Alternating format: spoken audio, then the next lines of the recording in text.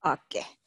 Jadi kita managing across culture ya. Jadi bahasa di dalam bahasa itu pengelolaan antar lintas budaya. Nah, di sana ada strategik, ada 4 strategik terkait dengan gimana mengelola antar lintas budaya. Biasanya nih bagaimana perusahaan itu berkinerja di antar lintas negara gitu ya. Apakah dia ngikutin negara parent atau parent country-nya, misalnya Indofood itu kan parent company-nya atau head office-nya di Indonesia. Ketika dia buka pabriknya misalnya di Arab Saudi, yang dibuat adalah based on culture dari parent company. Nah, itu namanya apa? Nah, itu disebut dengan strategic predisposition. Jadi kalau Anda misalnya lihat ada teman Anda kerja di perusahaan Jerman, nuansa gayanya Jerman banget gitu ya, kaku banget. Nah, itu apa namanya? Gitu ya. Nah, pertama, predisposition strategic itu namanya ethnocentric. Nah, ethnocentric adalah values dan interest, ketertarikan itu berdasarkan parent company atau home office company. Gitu ya. By the way, suara saya cukup jelas? Halo? Cukup jelas suaranya? Oke, that's good. Ya, jadi kalau misalnya Indofood tadi buka di Arab Saudi atau di Middle East, and then the culture that they bring is very Indonesia. Jadi nanti ketika misalnya ditempatkan nih, Alicia ditempatkan di sana, kemudian nuansanya ada lebaran, ada sunatan gitu ya, nggak ada satupun nuansa culture Middle East, itu disebut dengan ethnocentric. Oke, nah ada yang disebut dengan polycentric. Jadi misalnya tadi kita ambil Indofood. Indofood tuh buka di Thailand. Lalu culture apa yang dia bawa? Corporate culture apa yang dia bawa? Dia tuh ngikutin dengan gayanya Thailand gitu ya. Kalau ada perayaan, ada activation, atau nuansa working environment, lingkungan kerja di Indofood Thailand, dia ngikutin gaya Thailand gitu. Nah, itu yang disebut dengan polycentric. Bahasa pepatahnya mengatakan di mana tanah dipijak, di situ langit dijunjung. Ya, jadi polycentric. Kemudian berikutnya adalah region centric. Region centric itu jadi misalnya Indofood itu adanya di Indonesia. Kemudian dia buka cabang di Malaysia. Kemudian dia buka cabang lagi di Filipina, buka cabang lagi di Vietnam. Regionnya apa? Asia. Ya, nah jadi nanti culture yang dibawa oleh company tersebut dimanapun berada di nuansa Asia, dia mengikut terhadap regional basis. Jadi ASEAN taste, ASEAN style gitu ya. Nah, di tempat saya bekerja, kita itu region centric style. Jadi culture-nya itu enggak Indonesia banget gitu. Ngikutin ada nuansa Singapura ya, ada nuansa Korea yang kerjanya tuh bener-bener apa ya, tight banget disiplinnya ya. Nah, apalagi during work from home itu sometimes kita tuh Zoom sampai jam 12 malam gitu. Karena apa? Karena time diferensiasi di negara lain tuh mungkin masih siang. Bahkan kadang-kadang kami geosentrik. Jadi misalnya besok tuh saya Zoom sampai jam 11.30 malam. Kenapa? Saya mengikut ke US atau home office saya. Jadi ikutin benuanya gitu ya, ikutin worldwide-nya, ikutin globalnya. Jadi integrasi global yang diambil terhadap geosentrik itu yang dilakukan oleh beberapa company. Jadi kalau Anda lihat misalnya Freeport, nuansa apa yang dibawa ketika mereka bekerja? Apakah nuansa Amerika? Kalau Amerika itu artinya nuansa strategic predisposition-nya adalah geosentrik.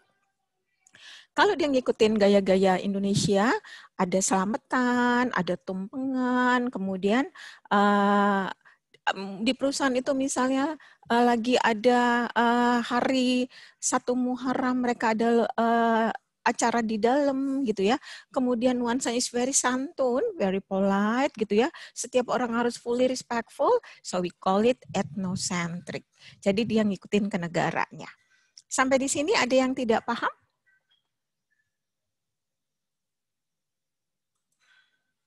Cukup paham? Dewi? Tarisha? Oke, that's good. Ya?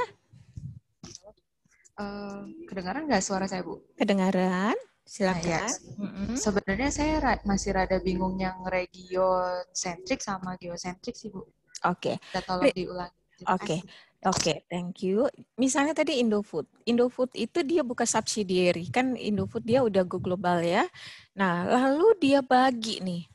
Indofood itu dia bagi antara yang di Asia, ya, kemudian dia bagi yang di Middle East. Nah, di Asia, culture yang dia bawa, strategic predisposition-nya adalah ikut dari campuran beberapa negara di Asia. Jadi negara Asia itu ada apa? Vietnam, Filipina, Indonesia, Singapura, Thailand, dia campur. Jadi dia mix strategi culture value yang ada di dalam Indofood di situ, ya. Jadi kalau Anda berada di Indofood Indonesia itu enggak Indonesia banget.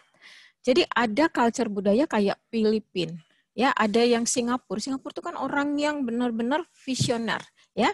Kalau dikatakan dari Hofstede, mereka tuh orang yang lebih future, lebih strategik gitu. Nah, nanti mereka buka di negara Middle East. Middle East itu apa aja negaranya? Ada Arab Saudi, ya, kemudian ada Iran mungkin ya, kemudian ada Jordania. Nanti dia ikutnya bukan gaya ASEAN, gayanya dari Middle East. Sampai di sini paham? Nah, geosentrik lebih besar lagi, global, go global. Jadi tidak ada kentalnya nuansa Indonesia di sana.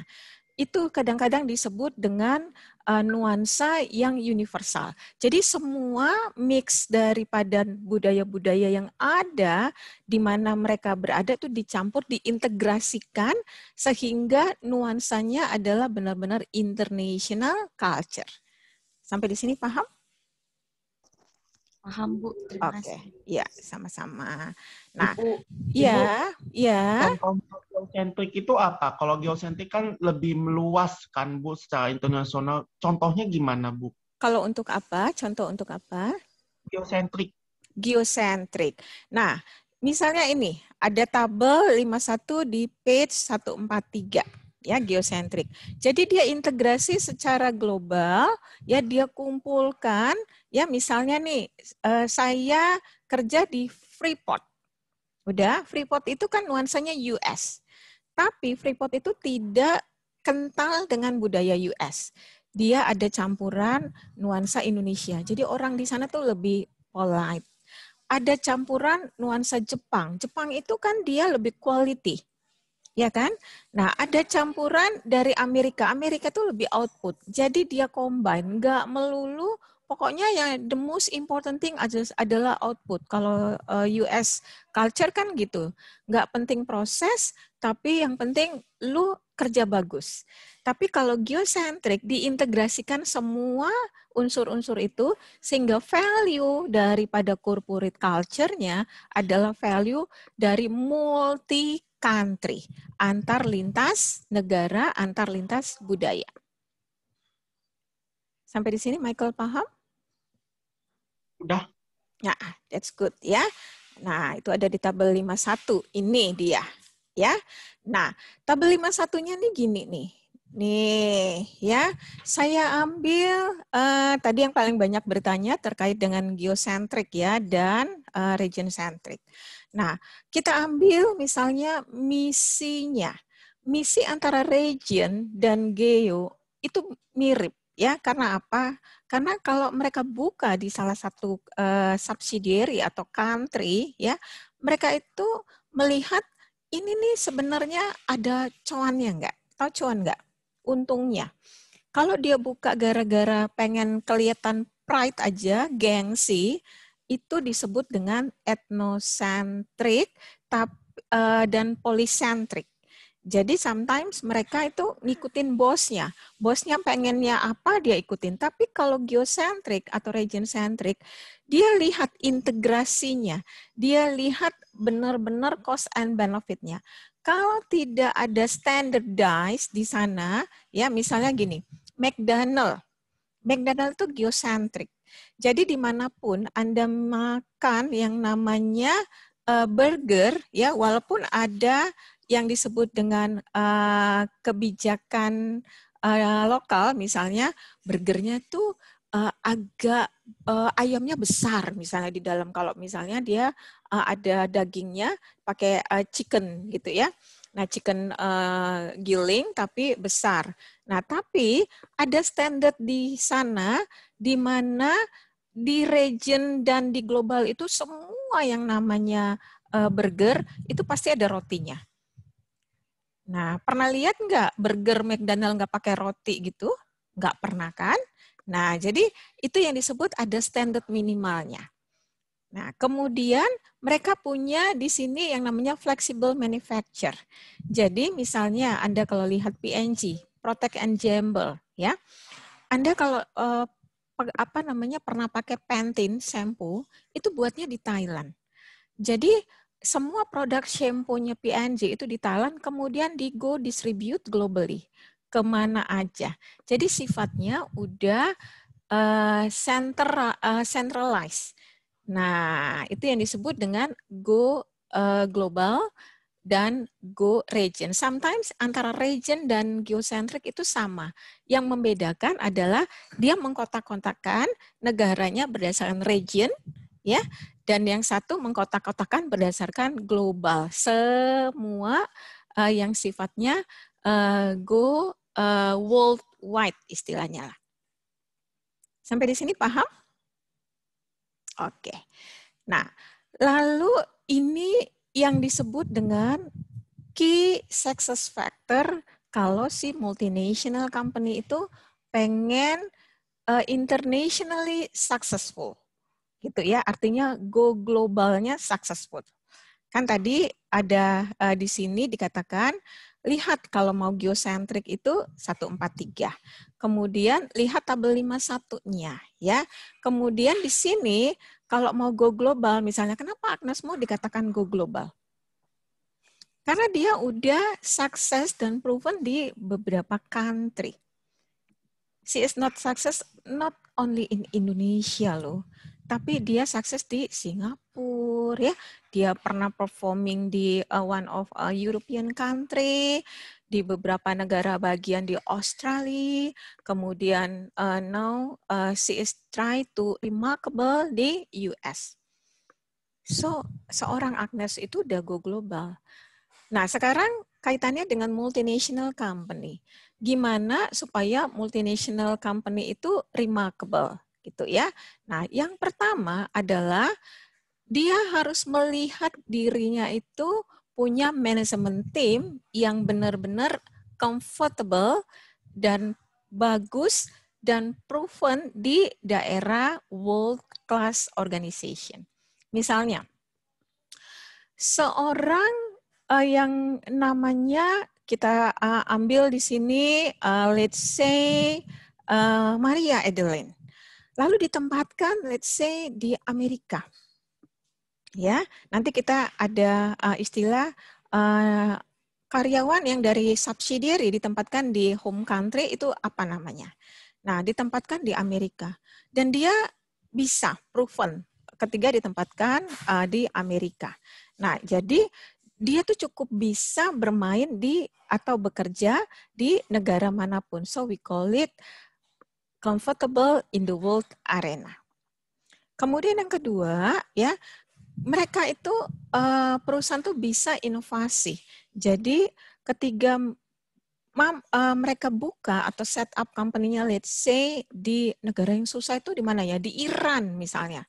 Dan mereka bisa mengintegrasikan segala bagian, entah itu manufacture, entah itu marketing, entah itu finance, entah itu human resource, dan mereka itu bisa ya membuat itu menjadi unggul, punya competitive advantage. Jadi mengembangkan secara integrated, punya keunggulan bersaing dengan cara creativity dan inovasi. Itu ciri khas kedua supaya multinational company itu sukses. Nah, saya encourage Anda nih ya untuk nanti misalnya kalau ada saudara yang belum jadi mahasiswa nih di KKG ya, kemudian masuk kelas IAB, kemudian usahakan, apalagi Anda nih, saya yakin beberapa dari Anda udah mulai berbisnis ya.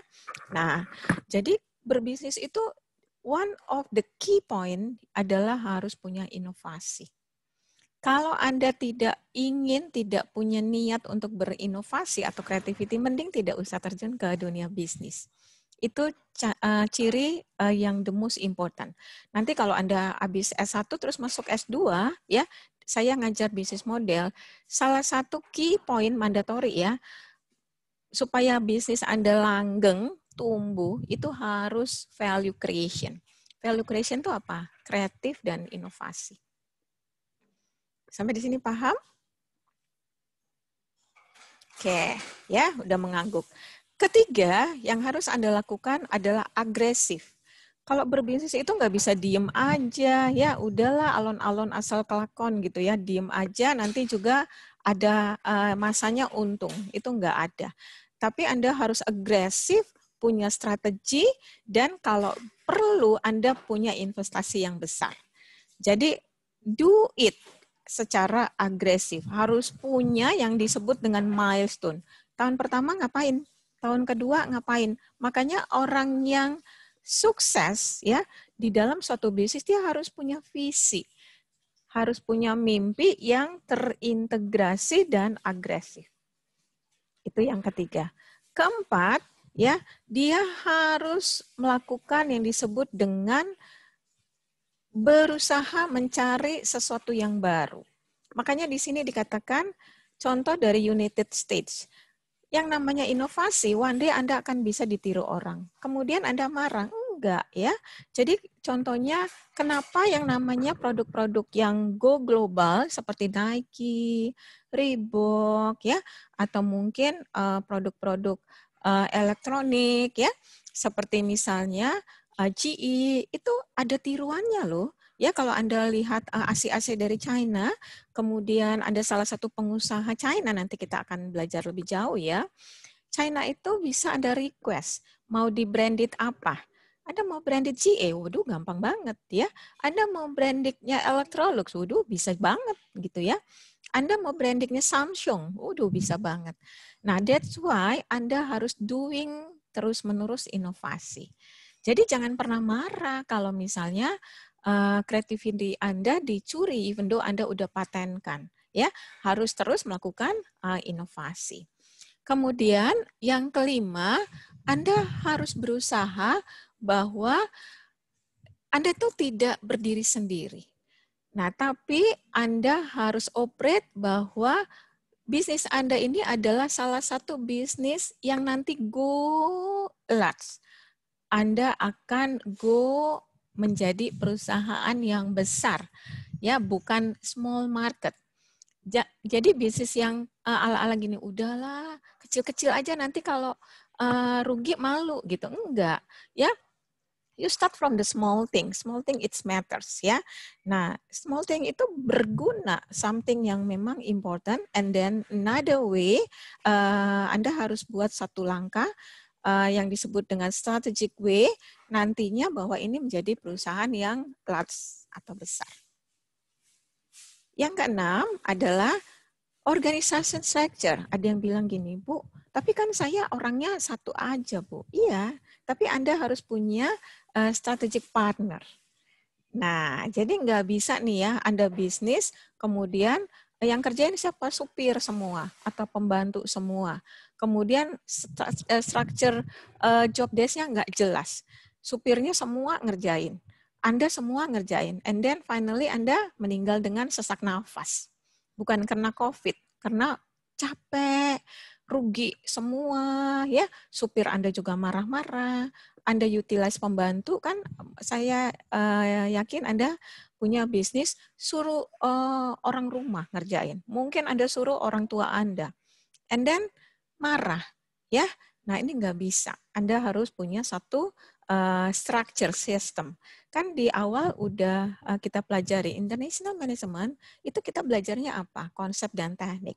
Teknik atau sistem untuk membuat bisnis ini workable, bekerjanya dengan baik gitu. Nggak bisa Anda sendiri sampai stres, kemudian bunuh diri di pohon toge gitu ya. Nah, kemudian yang ketujuh, ya, Anda harus lihat external implication, ya. Kemudian lihat juga internal implication. Apa itu eksternal? Political, ya, ingat PESTC, ekonomi, ya, T-nya teknologi, nggak bisa. Teknologinya sekarang kan disruptif, banyak mengalami gangguan. Anda ikut yang lama aja ya, kayak engkong Anda gitu. Waduh, bisnisnya nggak jalan-jalan. Ya, terus tapi mahal Bu investasi. That's right, mahal. Tapi Anda harus stay, try untuk berusaha move ya, sedikit demi sedikit follow teknologi yang ada. Kemudian lihat juga di dalam, sering nih ya saya lihat ya, udah high tech startup company yang canggih, tapi orang di dalamnya itu nggak benar kerjanya, suka-sukanya, moody. Nah, lihat implication-nya terhadap company atau firma Anda. Dan ada kaitannya dengan 8, ya, harus able to respond to the various demands of their respective market. Marketnya mintanya makanannya asin, let's say orang-orang di Indonesia Timur maunya asin, atau Anda go ke daerah Singapura, mereka maunya makanannya itu yang benar-benar nutritious, ada nutrisinya. Jadi Anda harus follow bagaimana customer mau. Nah, timnya seperti apa? Manajemen timnya juga harus ngerti pasarnya seperti apa. Itu yang disebut dengan respective market. Manajemen timnya harus international in composition dan able to respond. Mampu merespon kalau ada request dari beberapa negara. Lalu yang ke-9, gimana supaya directors-nya itu kerja? Nah, sering sekali gini nih. Kalau semakin di atas semakin nggak ada kerjanya. Anda nggak bisa seperti itu. Directors itu selain dia punya thinking as a strategic, ya dia harus tahu juga bagaimana supaya peran-perannya orang-orang di dalam company-nya itu punya active role. Jadi dia tuh harus terus mikir ya, tanggung jawabnya lebih besar.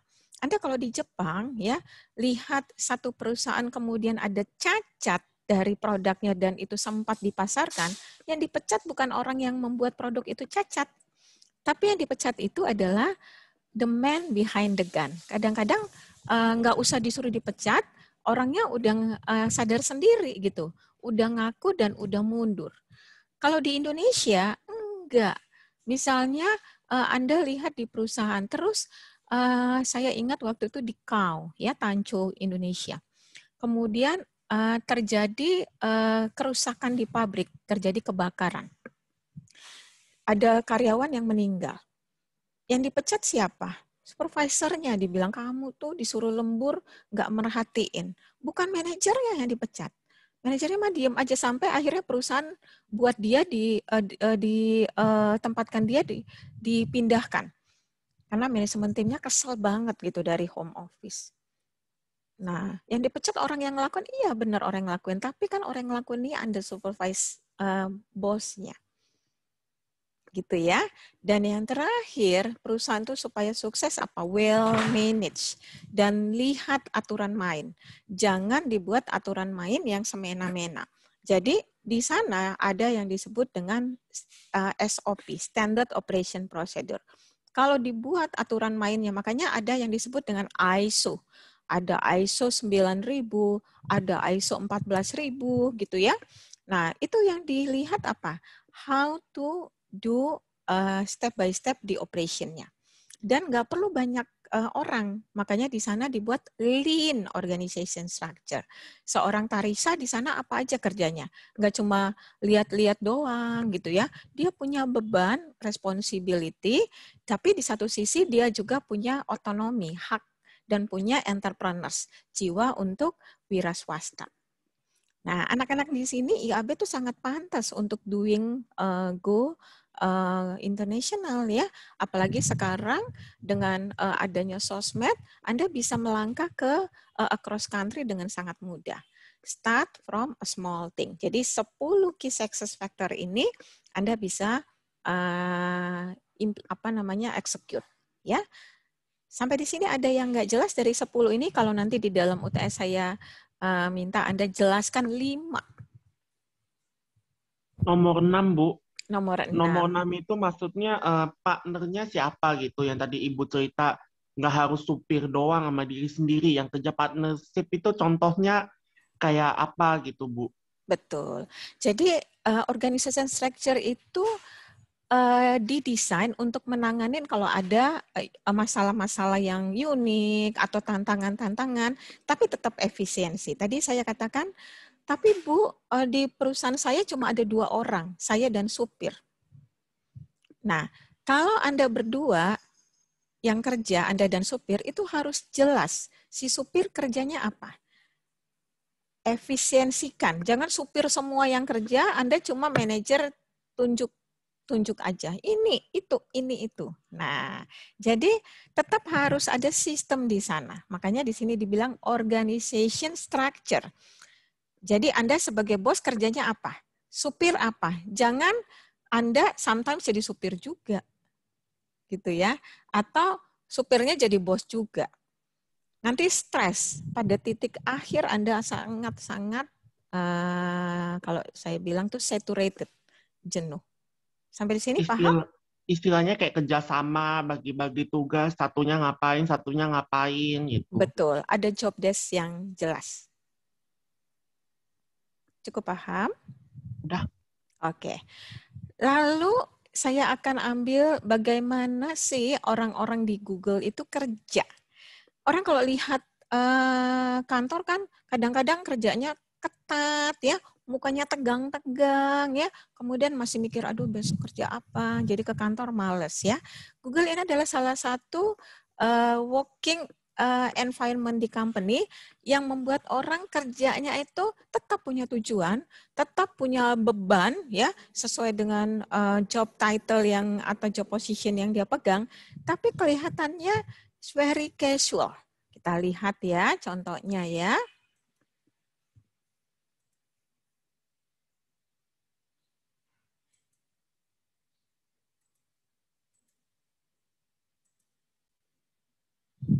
The operator has received the details of the call. The line is busy. I'll call you. The sights and sounds of office work from about 1950. The white-collar world has changed a lot since then, but in many ways the offices themselves have stayed the same. Long lines of employees, row after row of keyboards. Unless you work at Google, the company that specializes in searching may have found a new way to work. Havard Gould took a look. It's an office that doesn't look like one. Free snacks. Free meals. In the gym, free weights. Plus, places to play music. And every other amenity they could think of. What do you need a tent for? You know what? This is actually a great space for the odd meeting or to just come back, kick back. The trend in most workplaces is less space, privacy, cost. A lot of organizations talk about healthy workplaces, but really they're trying to save money on real estate, in my opinion. The workstations at Google's new Toronto office aren't huge, but with all the extras, the buy-in is. Could you work in an ordinary office now? This is pretty extraordinary. Google won't say what all this costs, only that it's worth it. We look at it as a long-term investment in our people. We want to be able to train them and hang on to them. Google's strategy seems clear, not just keep workers happy, selling ads and coming up with new ways to make money, but keep them in the building, working long hours. It works. We actually do take time and go play arcade for a little while and hang out, and it's usually during those times that you get an idea when you're meeting with someone from a different department or a different team. While human resources experts say all this can increase productivity short term, they also warn the novelties can wear off. And over time, people still have to feel they are treated well individually. You can set an office up any way you want. The things that really show up are recognition, feedback, opportunity for career advancement. But if you could get that, who wouldn't want free lunches too? Problem is, Google isn't like most companies. It's flush with cash in a high-growth sector and battling for the best talent. Meaning, while this may look like the office of the future, it's not necessarily yours. That's it, yeah, they're addictive, man. They're lovely. Howard Gould, CBC News, Toronto. Nah, asik banget ya. Nah, saya kalau Anda lihat di IG saya tuh CEO-nya Google Indonesia ya, saya pernah ngobrol perempuan ya, seorang wanita ya. Nah, karena pernah saya undang ketika ada workshop ya, saya kan ada partnership dengan Pertamina, jadi kita undang beliau. Kemudian saya tanya, Google Indonesia kayak mana? Ya mirip kayak gitu ya. Makan bebas. Dia bilang, makanya tuh saya jadi gemuk, Bu, gitu ya. Karena makan bebas gitu. Kemudian misalnya tuh Shirley punya preference main keyboard ya atau musik. Mereka ada ruang musik. Kemudian marah, misalnya Shirley punya bos Arya agak kesel. Mereka punya ruang boxing. Dia tumbuk gitu ya. Kemudian ada satu whiteboard, dia coret-coret, dia kutuk-kutuk tuh Arya, tapi habis itu that's it. Ya, nggak sampai disantet gitu kan. Jadi hal-hal itu membuat mereka tuh lepas gitu. Bebannya itu jadi zero ketika kembali lagi beraktiviti. Bahkan di beberapa negara Google, itu mereka ada satu hari libur pet day. Nanti Anda coba searching ya. Jadi ada satu hari mereka boleh bawa hewan piaraannya. Bawa ke kantor, mereka ada tempat untuk petnya di sana dan ada yang ngasuh gitu. Jadi sambil kerja, petnya juga kayak titipin anak gitu ya. Nah, it's very excited ya. Nah, kemudian misalnya capek gitu ya. Jadi kadang-kadang di sana working hours-nya itu bisa sampai jam 2 karena enjoy ya di sana ya. Lalu mereka dikasih kayak tempat tidurnya di sana. Nah, di sini di kantornya tuh di Pacific Tower ya. Nah, jadi Anda akan siapa tahu nanti one day Anda pengen kepoin gitu ya atau one of your friend kerja di sana, coba prove it ya. Jadi kayak gitu ya. Nah, tidak semua perusahaan bisa melakukan seperti itu. Di tempat saya bekerja tetap ada nuansa santainya. Kita itu di-encourage untuk healthy active lifestyle. Jadi ikut salah satu sport community gitu ya, dan ikut salah satu Go Green community. Kemudian di-encourage juga untuk charity kayak gitu ya. Nah, tapi belum bisa benar-benar seperti Google. Jadi misalnya kalau saya ke kantor, saya boleh pakai jeans setiap hari gitu ya, pakai kaos oblong, tapi kaos oblongnya harus branded from my company. Nah, jadi kalau di tempat lain mungkin harus pakai rapi gitu ya, tapi di kantor saya nuansa benar-benar seperti Google tuh belum bisa diterapkan ya. Tapi kalau di Google ya orang bisa seperti itu. Nah, kalau Anda lihat mungkin di perusahaan sport company, it's just like Nike, Adidas, mereka boleh pakai short, tapi short pant gitu nggak boleh ya, benar-benar kayak celana maaf kayak celana gemes itu nggak boleh. Tapi pakai short gitu ya, mereka boleh gitu, pakai kaos ketat-ketat tapi brandnya, company-nya sendiri. Nah, itu tuh culture yang dibawa oleh company supaya orang lain tuh bisa lihat identity dari company di karyawannya. Itu yang dilakukan oleh Google. Paham ya sampai di sini ya? Nah, jadi kalau Anda lihat mahasiswa KKG, mestinya orang lain tahu ini value-nya mahasiswa KKG ini apa ya? Oh, suka petualang misalnya, suka adventures gitu ya, suka charity gitu ya. Nah, kalau Anda lihat misalnya saya ngajar di salah satu universitas Kristen di Bandung, mereka tuh punya entity, suka nyanyi. Mereka tuh choir-nya tuh udah go global loh, ya, suka nyanyi ya. Kemudian mereka suka sekali melakukan pertukaran pelajar. Mereka kerjasama dengan beberapa negara seperti Taiwan, Korea. Jadi banyak sekali mahasiswa saya tuh 1 bulan dia cuti. Bilang gini, Bu, saya 1 bulan, tapi dengan sekarang pandemi nggak perlu cuti, karena bisa virtual kan. Bu, cuti saya pertukaran mahasiswa, Bu, ke sana. Gitu ya. Nah, di KKG saya nggak tahu apakah itu ada. Nah, itu hal-hal gitu tuh membuat jadi punya identity gitu mahasiswanya. Ya, ITB misalnya ya, mereka apa identitinya? Mereka orang-orang yang katanya itu arogan tapi bisnis sense-nya tuh cukup bagus. Misalnya anak-anak Unpar gimana misalnya ya. Nah, jadi kalau bisa nih KKG IAB, Anda juga create satu karakteristik identity.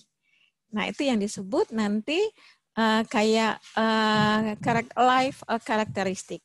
Anak-anak. Jadi kalau misalnya saya lagi interview nih mahasiswa alumni, saya tahu banget nih mana anak UI, mana anak ITB. Kebenaran KKG belum ada yang masuk di interview saya. Belum ada yang lamar kayaknya ke perusahaan tempat saya bekerja ya. Nah, kayak gitu ya. Saya tuh udah bisa identifikasi nih. Anak IPB, ITB, Unpar, Trisakti, itu saya karena ada beberapa subordinate saya. Jadi saya udah tahu tuh. Bahkan the way of mereka kerja itu udah ketahuan. Binus ya, one of my subordinate itu anak Binus. Ketahuan banget tuh. Ini kelihatan nih ciri khas anak-anak yang sekolah A, B, atau C. Oke, sampai di sini ada pertanyaan? Tidak ada? Ini yang masih ada izin ke toilet ya. Oke, next kita lanjutkan. Tadi kita udah belajar yang Google.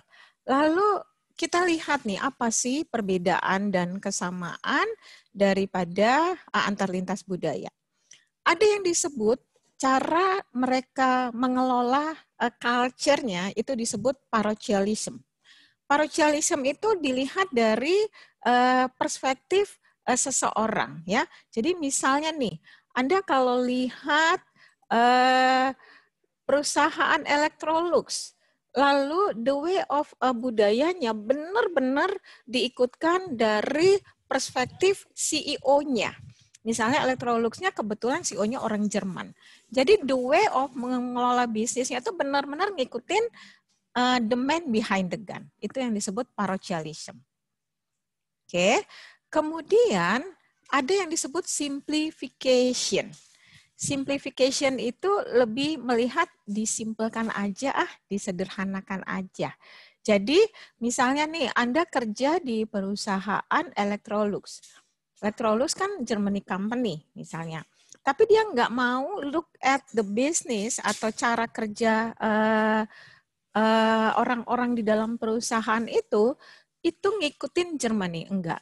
Dia ikutin universal simplification. Kalau di dalam perusahaan itu misalnya Electrolux Singapura, mayoritas di sana adalah orang Chinese, orang India, kemudian orang Malaysia. Jadi dia campur ya, orientasinya adalah 3 budaya tersebut, disimplified. Nah, jadi kalau Anda lihat misalnya kalau di Indonesia itu Nestle misalnya ya, Nestle Indonesia. Nestle Indonesia tuh banyak orang India di sana. Sama orang Filipina. Jadi culture yang dibawa itu more or less tuh kayak gitu. Olahraganya juga jadinya apa? Mungkin jadi banyak yoga gitu ya. Banyak kalau orang Filipina tuh mungkin lebih suka gym. Jadi nuansanya kayak gitu. Jadi kalau Anda lihat di satu company ya, kemudian nuansanya ngikutin gaya bosnya itu disebut parochialism. Tapi kalau orientasinya porsinya fair sama ya, karena orang di sana itu kontribusi country-nya ada beberapa negara dan itu dibuat sama, itu disebut simplification. Nah, sekarang saya masuk tadi ada simplification, ada parochialism. Misalnya gini, Dewi ini adalah orang Indonesia. Kemudian Dewi itu bekerja di Frisian Flag di Thailand. Tapi ketika kerja di Frisian Flag Thailand, itu karyawannya tuh ngikutin gayanya Dewi. Itu disebut apa? Parochialism atau simplification? Dewi. Yes, that's good. Ya, jadi ngikutin. Nah, kadang-kadang tuh istilah gitu tuh ada istilah lain kayak dikultuskan. Ngikutin bapak itu aja, ya apapun gaya bapak itu tuh diikutin. Nah, tapi kalau misalnya Dewi tadi kerja di Frisian Flag Thailand, kemudian di sana ada berbagai culture, tapi mana yang mayoritas, misalnya yang kental itu tentu satu Thailand, mungkin banyak orang Filipina, mungkin banyak orang Indonesia, dan mixingnya itu disimplifikasi, disederhanakan atau disebut dengan simplification. Nah, lalu ada budaya yang disebut high context dan low context. Di sini ada contoh yang disebut dengan high context itu orang Jepang. Kok high context banget ya orang Jepang itu ya. Kemudian contoh yang low context, ya rendah konteksnya itu US. Untuk melihat apa itu high context, apa itu low context, saya ada 3 multimedianya. Ya, jadi bisa ingat nih ciri-ciri khas. Saya buat ciri khas high context tanpa saya bicarakan dengan film ini dulu. Kita lihat, baru nanti saya jelaskan ya.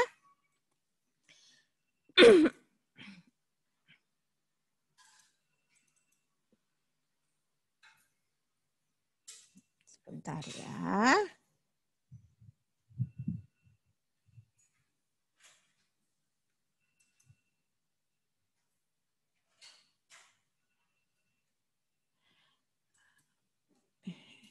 Oke.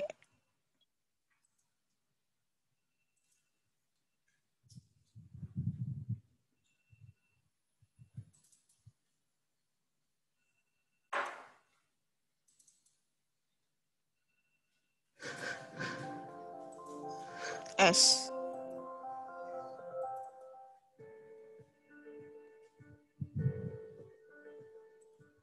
Sorry ya, sebentar ya. Tadi nggak bisa lihat kayaknya kalian ya. Ya.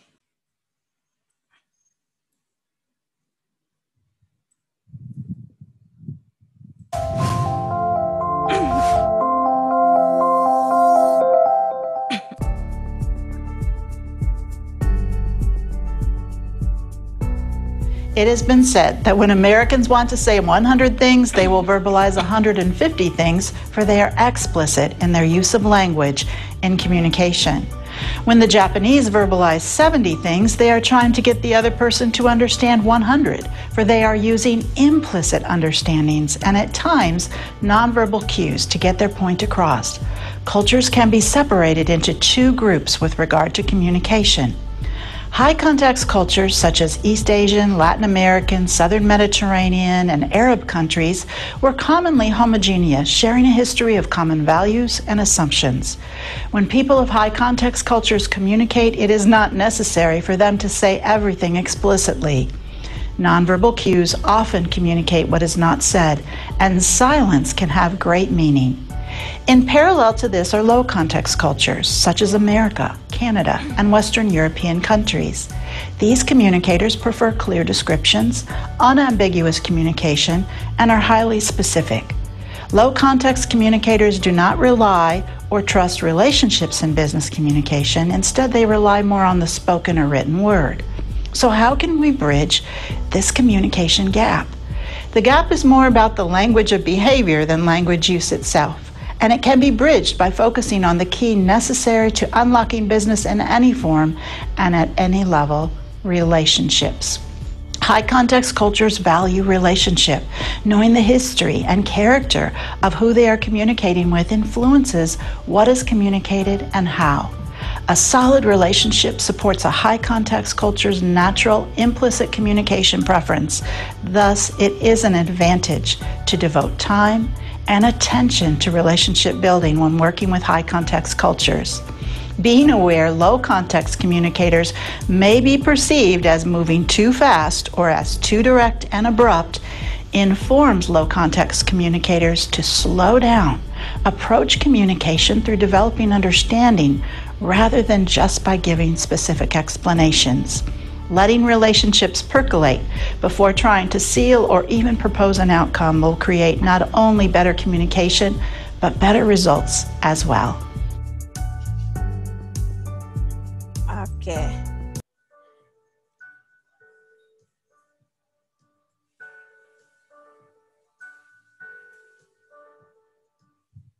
Oke. Jadi itu tadi high context dan low context. Sekarang saya jelaskan, nanti kita ada film berikutnya ya. Nah, tadi dikatakan bahwa yang high context itu sifatnya implicit gitu ya. Nah, jadi mereka itu orang-orang yang tidak to the point gitu ya. Kemudian mereka itu orang-orang yang nggak mau misalnya kalau misalnya ada sesuatu tuh langsung ngobrol gitu ya. Jadi tapi di satu sisi mereka tuh orang-orang yang long lasting relationship-nya. Sorry ya, ini share-nya.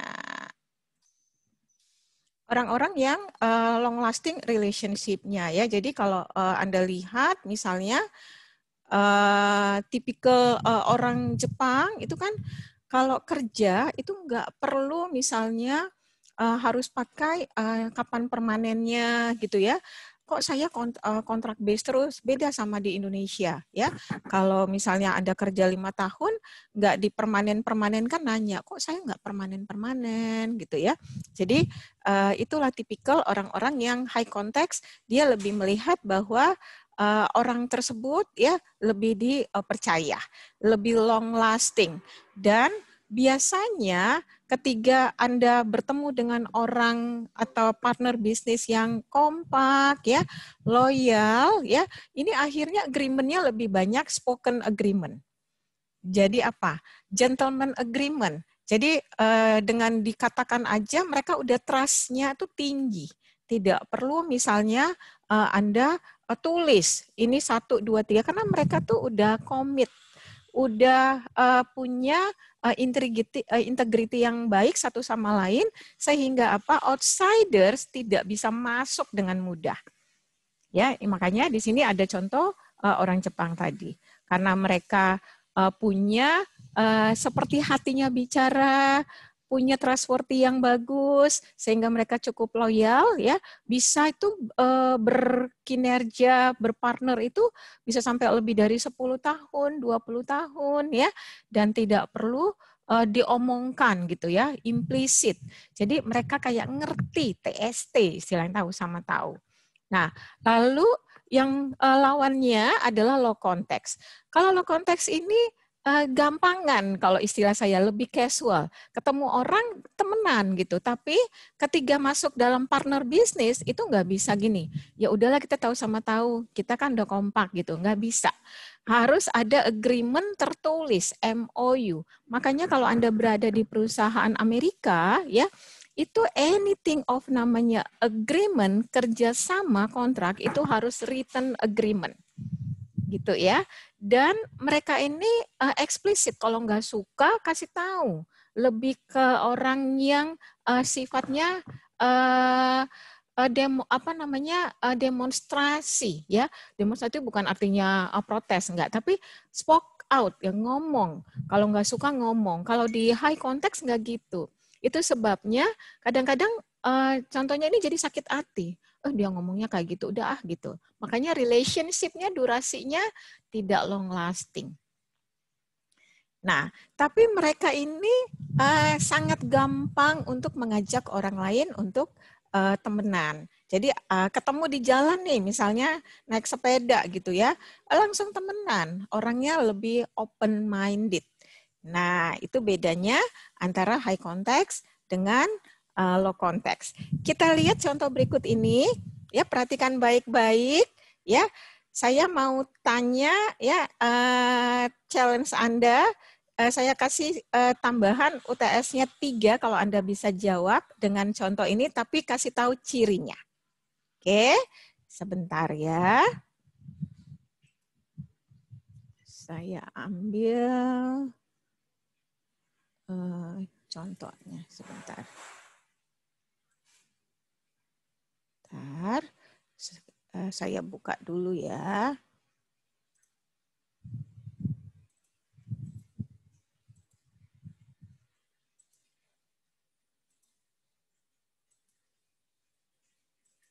Perhatikan baik-baik ya.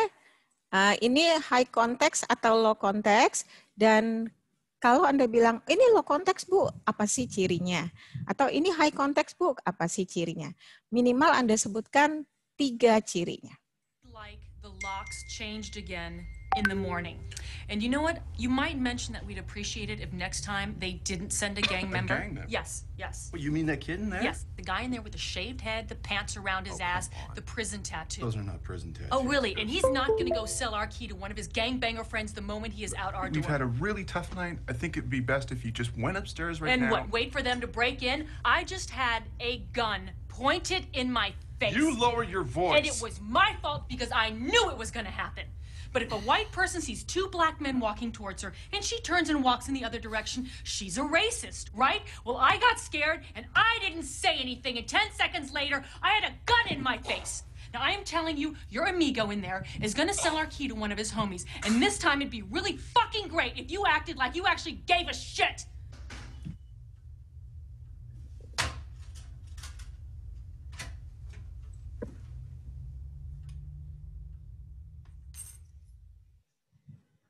Oke.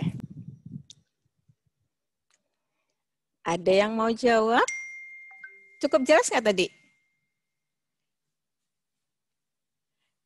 Cuma dengar judes-judesnya aja kan ya? Oke. Anyone yang mau terima challenge ini dia low context atau high context? Kalau bilangnya high context, kasih tahu ya kenapa low context. Kalau dia high context, kasih tahu. Ayo, ini lumayan loh nambah-nambah nilai. Anyone?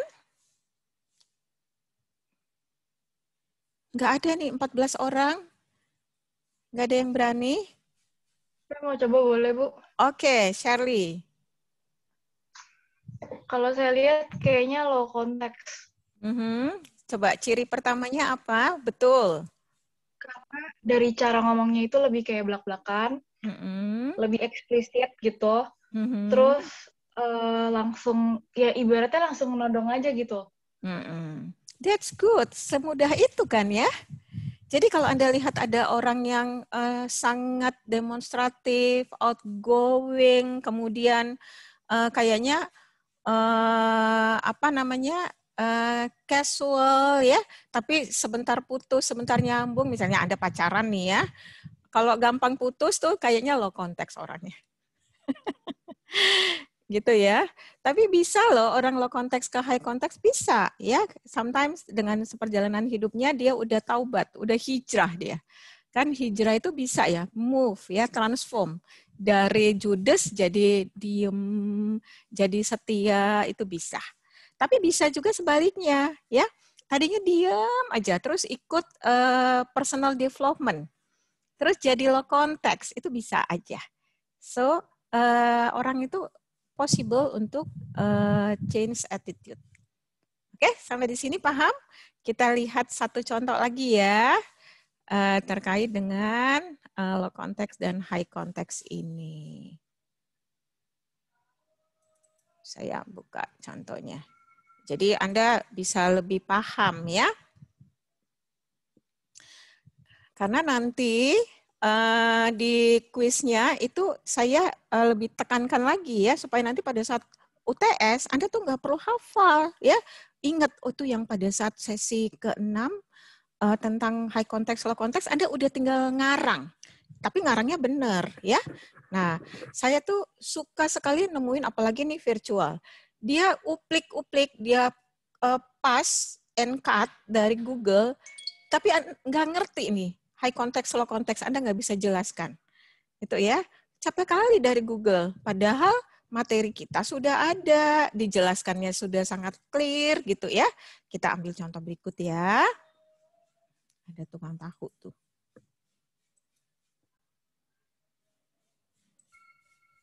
In a low context society, while we are communicating, we assume that we have a low level of shared context. What does that mean? It means that we don't have the same reference points or the same body of knowledge or relationships, that we have a low level of shared context.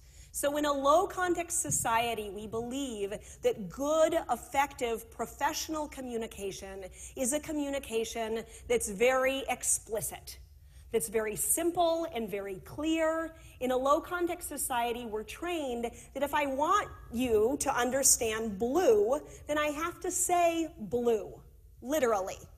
We're trained in a low context culture that if I give a presentation, I should tell you what I'm going to tell you, and then I should tell you, and then I should tell you what I've told you. Why do I tell you the same thing 3 times? Because we're focused overall on making sure that the message was passed simply and clearly. In a high context society, while we're communicating, we assume or consider that we have a larger body of shared context, that we have the same reference points, body of knowledge, information, and because we assume all of this shared context, in a high context society, we believe good, effective communication is a communication that's more implicit or layered or nuanced. I had a German individual who said to me, you know, Erin, in Germany, at the end of a meeting, we almost always do a recap. First, we do a verbal recap, and then we do a written recap. That's low context, right? Clarification, clarification, clarification. He said, now that I've been working frequently with the French, I often find that at the end of a meeting, I'll get ready to do a recap, and my French colleagues will just stand up, and someone will say, et voilà, there it is. And I'll think to myself, but voila what? And then I'll be very surprised to see that it just seems that people know what's been decided, that they know what's supposed to happen next, without going through all of those levels of clarification that I'm so used to in my own culture. I had a second example. I was doing some work a while ago in Istanbul, and I had a Turkish client who was telling me about all of these issues that he was having with his new American boss. And I said, when your boss was here, did you tell him what you're telling me now?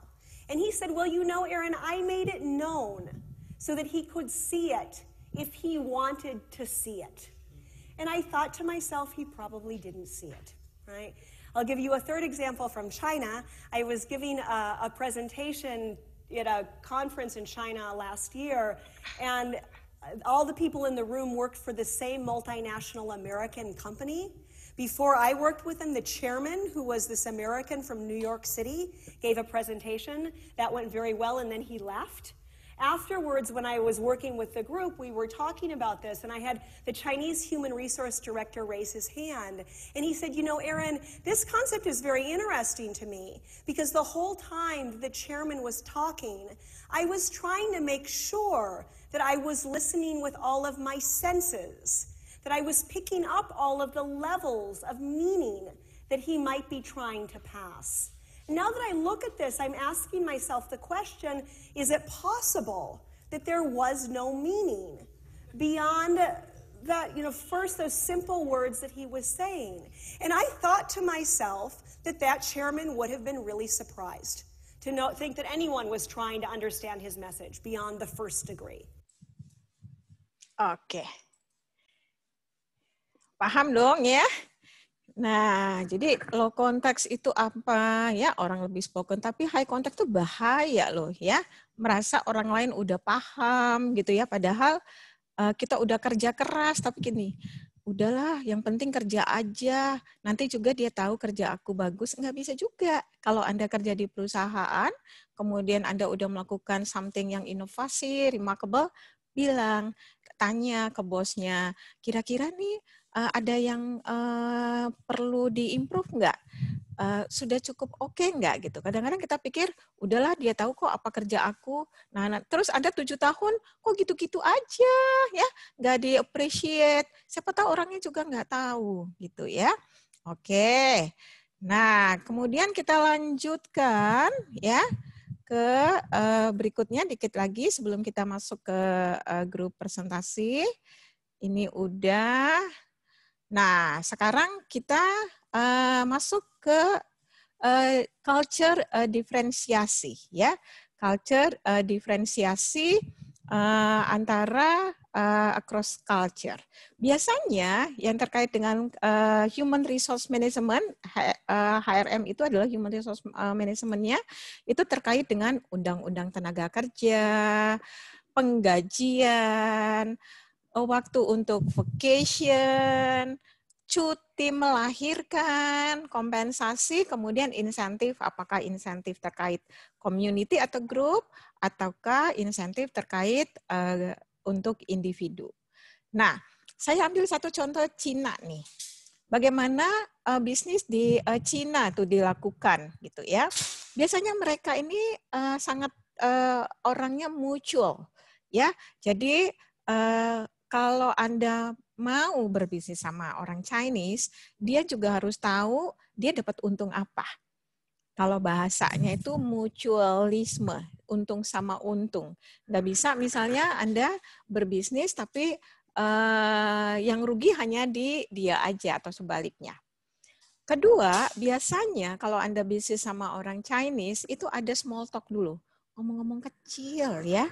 Nah, minggu lalu kan saya ada kasih contoh salah satu CEO dari HSBC itu orang dari Europe atau Amerika terus ditempatkan di China. Ada ngomong-ngomong kecil dulu, nggak bisa langsung ke bisnisnya. Ya, kemudian berikutnya biasanya nanti ada host. Host itu yang manage meetingnya. Dia akan bilang ini key point-nya, kemudian kita mulai jam berapa, berakhir jam berapa. Nah, lalu biasanya mereka akan slowly but sure. Nah, jadi nggak bisa langsung, nih kerjaan kita 1, 2, 3, enggak. Karena apa? Karena orang Chinese itu dia lihat kita seperti apa. Trust-nya itu nggak bisa langsung dapat. Nah, dan biasanya kalau ada masalah dia melakukan yang disebut dengan feedback ya. Dia kasih tahu. Dan kalau misalnya agak-agak trouble nih, tapi orang partner bisnis kita tuh bukan orang yang sifatnya bisa kita ngomong apa adanya. Dia itu lakukan intermediaries. Dia pakai intermediaries untuk memastikan kira-kira ini doing bisnisnya bagus nggak. Dan biasanya dia juga berusaha memitigasi resiko. Jadi nggak mau dengan pihak yang yang tidak dia kenal ya di negara lain, kemudian dia langsung dia pakai intermediaries. Oke, itu ciri khas China. Jadi trustworthy nomor 1. Kalau Anda lihat most of Chinese company, ya, misalnya Anda lihat S Hardware, ya, saya pernah jadi konsultan di sana waktu kerja di konsultan company. Itu orang-orang di circle 1, di lingkaran 1, bukan orang-orang yang profesional cerdas banget. Tapi bisa jadi siapa I-nya, ya, kemudian kokonya, gitu ya, kemudian cicinya, ya, atau ibunya, gitu. Jadi mereka tuh sangat memperhatikan trust itu dari kekerabatan. Nah, jangan harap misalnya Michael di sana lulus S3 gitu. Kemudian pengen kerja di salah satu Chinese company. Kemudian gara-gara Michael sendiri S3 yang lainnya S1, kemudian pengen posisi yang dekat dengan owners. Nggak bisa. Mereka lihat dulu, ya, percaya dulu. Terus ini Michael bisa memberikan benefit apa buat company? Gitu. Ya, jadi nggak bisa ujuk-ujuk walaupun Anda di interview dengan banyak pengalaman, kemudian Anda ditempatkan di posisi yang penting. Itu jarang sekali ada. Sampai di sini paham? Maksudnya Bu, yang tadi Ibu ragain saya itu berarti kalau masuk ke tempat dunia kerja itu nggak bisa main langsung diangkat jadi pemimpin atau jadi manajer gitu ya Bu ya? Bisa diangkat, tapi menjadi orang kepercayaan ya antara owners dengan karyawan itu sulit sekali untuk Chinese company. Kenapa ya Bu? Karena mereka penekanannya pada trust-nya, gitu. Istilahnya nggak bisa ujuk-ujuk nanti aku beli kucing dalam karung gitu. Walaupun mungkin Michael punya experience yang panjang, yang banyak, yang proven. Dia nggak bisa langsung angkat Michael jadi orang tangan kanannya istilahnya. Dia lebih percaya misalnya PTA, itu Chinese company, dia lebih percaya sama II-nya. Walaupun Michael lebih cerdas dari II-nya. Nanti seperjalanan dengan waktu, baru dia lihat, kayaknya Michael ini bisa saya percaya deh, baru saya angkat. Sometimes ada feng shui, hong shui-nya. Misalnya, Michael nih wajahnya lebar, kupingnya besar gitu ya. Kemudian dia lihat tanggal lahir. Saya pernah pada satu kesempatan, itu saya menjadi, waktu itu dipercaya untuk pegang salah satu bisnis unit, salah satu perusahaan Chinese. Waktu saya di interview, itu saya tidak diinterview, tidak hanya diinterview oleh owners, tapi saya diinterview oleh salah satu ahli feng shui di daerah dekat Kebayoran. Saya ke rumahnya, lalu saya ditanya tanggal lahir, saya dilihat wajahnya, lama gitu ya, 1 jam.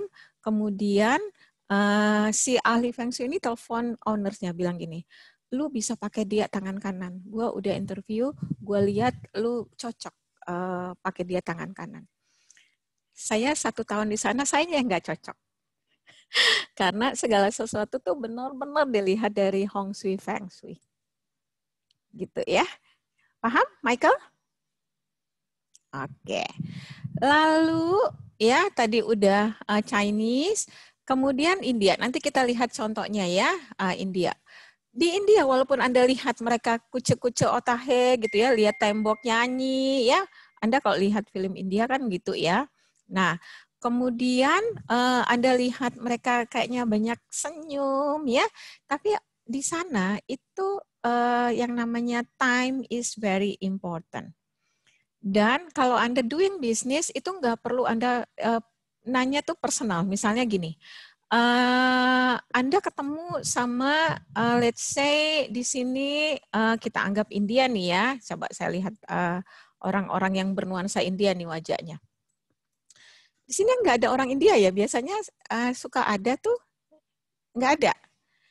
Kita anggap Rizaldo deh, kamu walaupun nggak ada keturunan India, saya anggap India ya.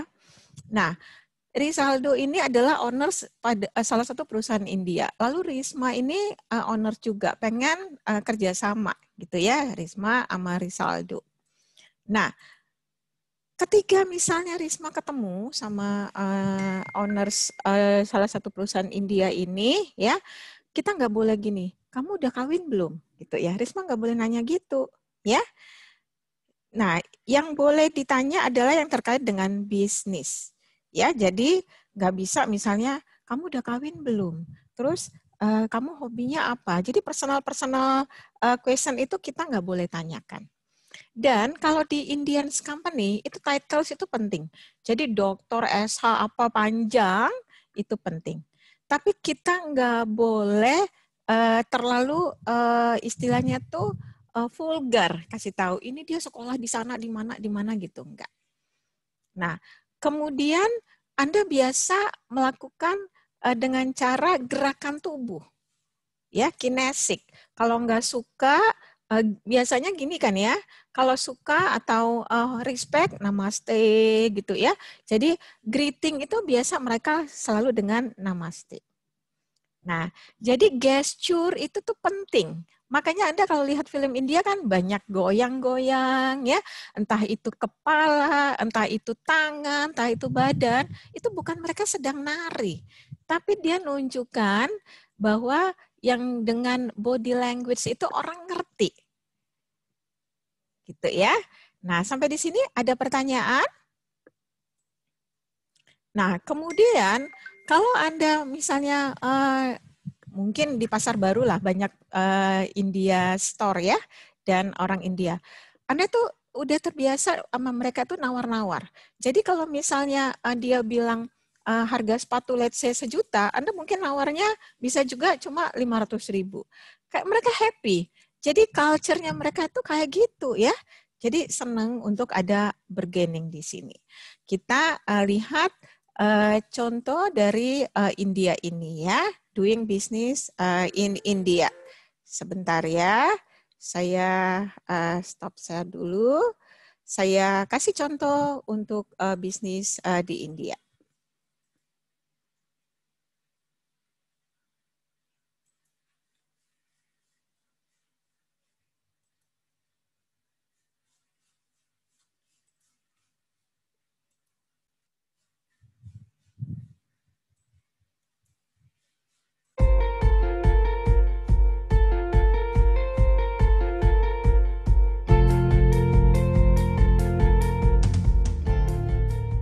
Hello, welcome to this Austrade podcast and welcome to India.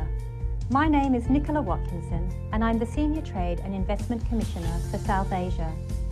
I would like to take a few moments to tell you about the development of the Indian market, the opportunities that we see developing for Australian business, and how you can tap into the potential of this growing market.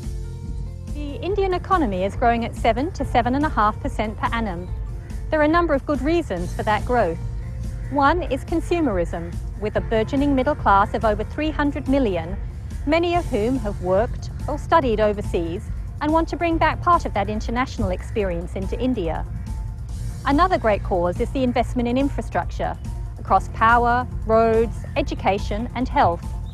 And a third area is the drive by the Indian government to improve the international competitiveness of Indian businesses through strategies such as Make in India and Digital India. All of these areas offer a wealth of opportunity for Australian businesses. So let's explore some of those opportunities in a little bit more detail. Austrade has an extensive network of offices throughout India, and we've done a lot of research into where the best opportunities for Australian business lie. These fall into three major groupings. One is consumerism, focusing on premium food and wine, on sport and on tourism. The second is around capability, in areas such as vocational education and training and water management. And the third is around capacity, looking at sectors such as the mining equipment, freight rail and road safety. All of these areas offer huge potential for Australian business, so let's explore them in a little bit more detail. The Indian market for imported foods is growing at over 30% a year, with wine, dairy, pasta and sauces, and chocolate being some of the fastest growing product categories.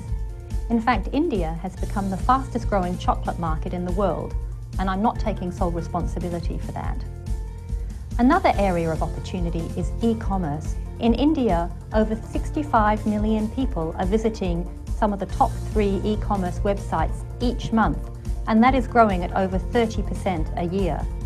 Some companies like Flipkart and Amazon are already starting to look at the Australian market to see what products they can source from Australia. That is in the areas of things like the food and wine area, but also in areas such as fashion. This opens up a whole new area of opportunity for our small and medium-sized businesses looking to enter the Indian marketplace. Over 20 million Indians enter the workforce every year. That's nearly the population of Australia. And this is placing huge demands for vocational education and training here in the Indian market.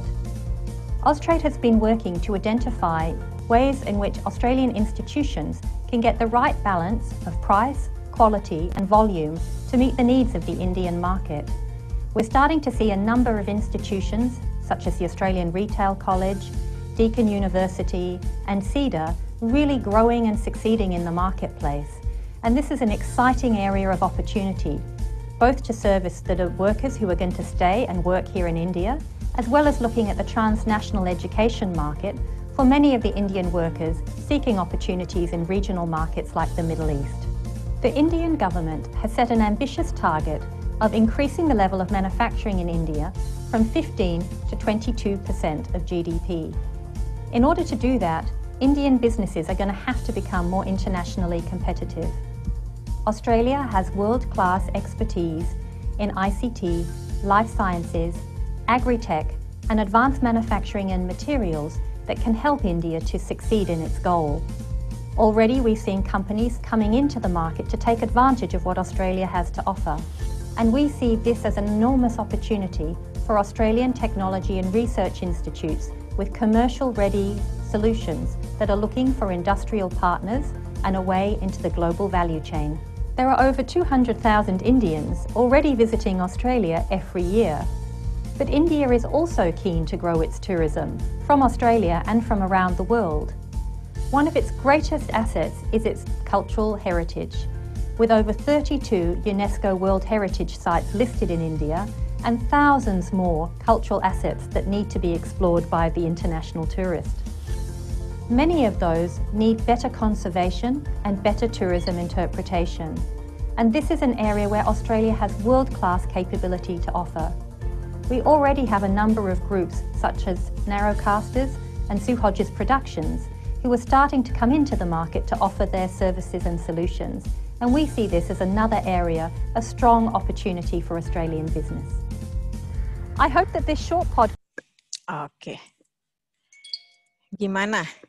Ini saya kasih contoh ya sengaja bagaimana terjadi bilateral ya antara India sama Australia ya. Jadi kalau Anda lihat tuh India ya, it's very huge ya activity-nya. Di kantor tempat saya bekerja itu orang-orang go global terkait dengan IT, digital itu hampir 80% India. Nah, pernah saya katakan kalau mereka belajar edukasi itu buku udah nggak pernah beli ya. Bahkan buku misalnya sekarang 2021, mungkin ada buku 2022 ya, mereka sudah punya gitu. Dan Anda kalau lihat di India itu banyak mobil India ya, nggak malu pakai mobil India ya, bahkan menterinya, Perdana Menterinya pakai mobil India. Kalau Indonesia kalau bisa mobil US gitu ya, mobil Germany kenapa harus pakai mobil Indonesia gitu ya. Nah jadi mereka nationality-nya very strong. Itu sebabnya mereka jadi lebih cepat maju dan bahkan siap untuk melakukan bilateral. Di Indonesia, di Jakarta, itu karena saya ikut klub yoga India, itu Australia Embassy dengan India tuh berseberangan. Cuma dibedakan kayak ada taman aja. Jadi kalau saya pergi gitu ya, ini Australia, di seberangnya itu India. Ada tempat untuk yoga, India Cultures, kemudian kalau yang embassy-nya sih agak beda jalannya ya, tapi kalau rumah culture-nya dengan Australia Embassy itu cuma dibedakan oleh taman aja gitu ya. Jadi India itu sangat terbuka untuk melakukan kerjasama bilateral. Nah, kemudian kita lihat Rusia, ya. Tadi kita udah lihat India, sekarang kita lihat Rusia, ya. Seperti apa sih Rusia ini ya? Kadang-kadang kan kita taunya orang Rusia itu kaku gitu ya. Nah, Rusia itu orang yang pengen ada personal relationship dengan partnernya. Tapi mereka tuh nggak langsung percaya. Mereka hire orang kayak intelligence untuk memastikan ini misalnya Shirley adalah Russian, Dewi adalah teman partnernya Chinese. Jadi Shirley akan hire consultant ya kalau memang mau bisnis di Chinese dia akan hire local consultant Chinese untuk memastikan Dewi ini orang yang cocok nggak untuk berbisnis. Lalu mereka tuh sangat-sangat high consideration, sangat hati-hati di dalam melakukan bisnis. Nggak bisa mereka ujuk-ujuk langsung doing the business. Jadi kita harus take patient. Dan mereka tuh cukup stres karena orangnya rigid kan. Dan mereka pengen apapun activation-nya terkait dengan MOU itu mereka dilakukan dengan cara face to face. Kenapa? Karena mereka tuh pengen dilihat ini orang yang dipercaya atau enggak. Gitu ya. Kemudian yang berikutnya, nggak boleh ngomong gini, kamu tuh punya aset berapa? Nah, kamu apalagi kalau misalnya Anda punya teman baik, let's say boyfriend or girlfriend orang Rusia, terus tanya, kamu pendapatannya berapa? Tuh langsung besoknya putus. Atau nggak ngitung besok ya, langsung gila nih ngapain sih tanya-tanya pendapatan saya gitu ya. Jadi nggak pernah ngomong tuh yang terkait dengan financial ya. Dan mereka biasanya cekidot, kepoin. Ini temen gue baik nggak? Perusahaannya bagus nggak? Dia research, ngecek, nggak langsung percaya gitu ya. Nah, misalnya Anda punya pacar, let's say Michael is Russian, Dewi is a Chinese. Michael waktu mau berhubungan dengan Dewi, Michael tuh kepoin. Entah lihat LinkedIn-nya, entah cek di Google, ini Dewi manusia seperti apa. Nggak bisa, oh cantik, udah pacarin aja dulu, enggak. Ya, mereka orang yang research. Dan gara-gara itu kan jadi stres, tapi mereka berusaha untuk make sure ini orang yang cocok nggak sama saya. Dan biasanya terminologi batasan-batasan itu dia pastikan. Misalnya kita membuat batasan A, B, C, D, F. Dia tuh ngomong face to face. Ini udah sama-sama clear nggak? Nggak ada yang di gray area. Itu adalah tipikal orang Rusia. Lalu Prancis. Nah, suatu kali saya punya teman, ya dia kerja di Prancis, di Paris. Nah, kemudian dia kerja di kafe dong, ya. Nah, dan orang Prancis itu kan orang yang romantis dan respectful, terutama sama wanita. Jadi kalau misalnya mereka pulang naik taksi gitu, antri kan tetap ada antri. Kemudian teman saya perempuan ini di depan, dia di belakang. Nanti dia yang akan mempersilakan duluan. Mereka tuh gentleman-nya tinggi. Nah, kalau Anda orang yang agak-agak lebay, maaf ya bilangnya lebay ya, kemudian gara-gara tuh jatuh cinta, waduh itu nggak tepat. Karena most of orang Prancis tuh gitu, romantisnya tinggi. Dan mereka tuh orang yang sangat rapi, ya, sangat rapi gitu ya, dan taste-nya tinggi, ya. Artnya tinggi, ya kan? Minggu lalu kita ada lihat bagaimana Prancis itu ya, artnya tinggi, kemudian mereka juga orang yang sangat-sangat detail sebenarnya, ya. Jadi nggak heran kalau casual atau meeting biasa mereka rapi banget gitu ya. Nah, kemudian mereka tuh shake hand itu kenceng. Jadi kalau Anda berteman, mungkin kalau sama orang Indonesia, salaman cuma gini aja. Tapi kalau sama orang Prancis, even though the first meeting, mereka tuh kenceng banget. Sampai, duh sakit banget kok. Kayaknya mereka merasa kayak akrab gitu ya. Nah kayak gitu. Dan very important kalau Anda time-nya itu benar-benar diperhatikan. Meeting jam 8, Anda datang jam 8:10, terus ngakunya macet. Kalau bisa, 15 minutes before, prior the meeting, Anda udah datang. Kemudian biasanya kayak Chinese, pembicaraan kecil boleh, tapi jangan ngomong uang. Misal lu kerja di mana, gajinya berapa, nggak boleh. Tapi pertanyaan pribadi, hobinya apa, tapi nggak menyangkut tentang uang. Ya, dan Anda harus rapi. Nah, Arab, minggu lalu kita udah ya ngomongin bagaimana bisnis di Arab. Ya, nah minggu lalu kita Arab apa Middle East ya? Middle East ya. Oke. Nah, Arab itu nggak boleh terlalu superiority, ya. Nggak boleh walaupun Anda tuh sangat kaya gitu ya. Kemudian Anda berusaha untuk menonjolkan diri, nggak boleh. Kemudian mengambil manfaat karena dia lebih kaya, itu nggak boleh juga. Dan ada disebut dengan red type. Nah, mengesampingkan red type dapat dianggap tidak menghormati institusi, hukum, dan pemerintah. Apa tuh red type? Artinya ada orang-orang yang punya posisi tertentu gitu. Dan di sana itu koneksi itu penting. Jadi kalau Anda berbisnis, Anda harus lihat dia itu relationship-nya dengan siapa. Oh, relationship-nya dengan raja minyak di sana, dengan salah satu anak raja, itu penting. Dan Anda harus sabar dalam doing business di Arab. Kenapa? Karena orang Arab itu dia orangnya pelan-pelan tapi pasti. Oke, nah saya akan ambil salah satu contoh untuk Arab bisnisnya ya. Sebentar saya ambil how orang Arab doing bisnisnya. Oke, sebentar. Minggu lalu itu kita